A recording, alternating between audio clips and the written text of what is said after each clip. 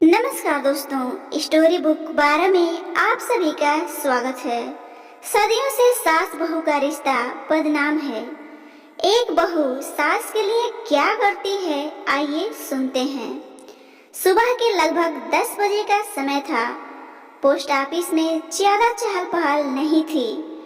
मेरे कैबिन से पूरा का पूरा पोस्ट ऑफिस मुझे साफ दिखाई देता था।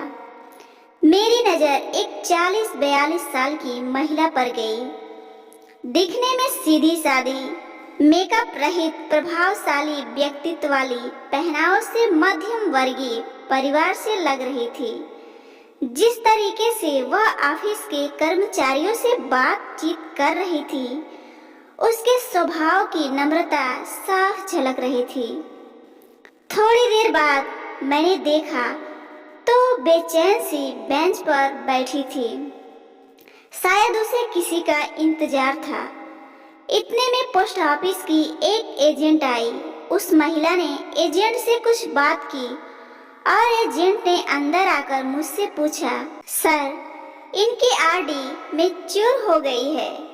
लगभग 9,000 की रकम है, लेकिन शर्मा जी कह रहे हैं कि अभी कैश नहीं है। 11 बजे बैंक खुलने पर ही पेमेंट हो सकता है। सर, मैंने महिला को बताया था कि मैं उनका पेमेंट जल्दी ही करवा दूंगी। क्या कहीं से कैश का बंदोबस्त हो सकता है? हालांकि इतनी रकम तो पोस्ट ऑफिस में रहती है, लेकिन पहले दिन बैंक की छुट्टी होने से आज कैश नहीं थी। मैंने शर्मा जी को बुलाकर उनसे बात की, लेकिन उन्होंने फिर से कैश उपलब्ध न होने की बात ही दोहरा दी। एजेंट से उस महिला को 11:30 बजे तक इंतजार करने को कहकर मैं पुनः अपने काम में व्यस्त हो गया। थोड़ी देर बाद मैंने देखा कि एजेंट तो जा चुकी हैं और वो महिला बड़ी बेसब्री से कैश लाने वाले लड़के का इंतजार कर रही हैं। 11:35 को वो महिला लगभग रुआंसी होकर मेरे कैबिन में आकर कहने लगी, सर, मेरी बुजुर्ग सास जो कि 85 साल की है, उनके खाने का समय हो रहा है। मुझे उन्हें समय पर खाना खिलाना है। कैश आने में और कितना समय लगेगा? मैंने कहा, अब लड़का आता ही होगा। उस महिला को देखकर सहज ही अनुमान लगाया जा सकता था कि उसके लिए एक एक मिनट कितना महत्वपूर्ण है। मैंने किसी बहू को अपनी सास को वक्त पर खाना खिलाने के लिए इतना व्यग्र होते पहली बार देखा था। मेरा काम करने में मन ही नहीं लग रहा था। पूरा ध्यान उस महिला पर ही केंद्रित था। उसकी बेचैनी मुझसे देखी नहीं जा रही थी। सच बताऊं, यदि उस वक्त मेरे पास पैसे होते तो मैं खुद उसे अपने पैसे देकर वक्त पर रवाना कर देता। कैश आने पर मैं अपने पैसे ले लेता, लेकिन हाय रे किस्मत, मेरे पास भी इतने पैसे न थे। मैंने उसे बुलाकर कहा, आप यहाँ पर हस्ताक्षर कर दीजिए ताकि कैश आने पर आपका उतना वक्त भी बचे। उसने हस्ताक्षर कर दी और बेंच पर जाकर बैठ गई। 11:45 हो गए, लेकिन लड़का नहीं आया। अब उसका धैर्य जवाब देने लगा। वो मेरे पास आकर कहने लगी, सर, मैं अब और इंतजार नहीं कर सकती। मेरा घर भी दूर है, खाना बनाने में भी वक्त लगेगा। मैं कल आकर कैश ले जाऊंगी। मैंने कहा, देखिए, आपने फॉर्म पर हस्ताक्षर कर दिए हैं, इसका मतलब है कि आपको कैश मिल गई है। अतः कैश तो आपको अभी ही ले जानी होगी।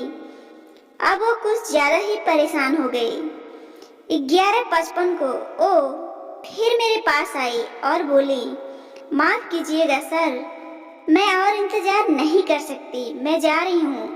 मेरी सासू माँ मेरा राह देख रही होंगी।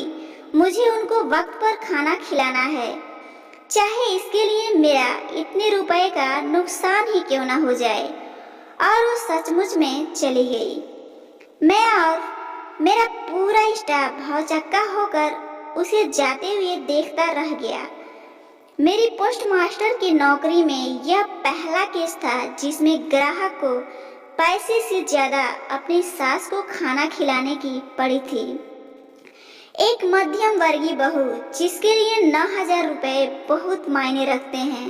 पूरे 12 महीने थोड़े थोड़े पैसे जमा करके उसने यह राशि जुटाई थी। इतनी सहजता से पैसे छोड़कर कैसे जा सकती है? हम सभी को यह बात हजम ही नहीं हो रही थी। आजकल ही नहीं, प्राचीन काल से ही सास बहू का रिश्ता एक ऐसा रिश्ता कहलाता है जिसे जैसे न चाहते हुए भी दोनों ही निभाती हैं। आए दिन हम सास बहू के अनबन के किस्से सुनते रहते हैं। ऐसे में मुझे अपने कानों पर, अपनी आंखों पर विश्वास ही नहीं हो रहा था कि ऐसी भी कोई बहू हो सकती है जो सिर्फ सास को वक्त पर खाना खिलाने के लिए पैसे छोड़कर चली गई। मैं यह सब सोच ही रहा था कि उतने में वह महिला और कैश लाने वाला लड़का दोनों ने एक साथ प्रवेश किया। हुआ ये कि जैसे ही वो महिला बाहर गई वैसे ही उसे लड़का आते हुए दिख गया। हमने जल्दी से उसे कैश देकर रवाना किया। मुझे और मेरे पूरे स्टाफ को ऐसे लग रहा था कि जैसे हमने उस महिला को कैश सौंपकर बहुत बड़ा काम किया है। अभी भी जब भी वो घटना याद आती है तब आंखों देखी घटना होने के बावजूद भी विश्वास कर पाना कठिन होता है कि क्या ऐसी भी कोई बहू हो सकती है। दरअसल हम भारतीयों पर असल जीवन से ज्यादा फिल्मी कहानियों का असर ज्यादा दिखता है और फिल्मी सास बहू की आपस में अच्छी बनती हो ऐसा कम ही दिखाया जाता है।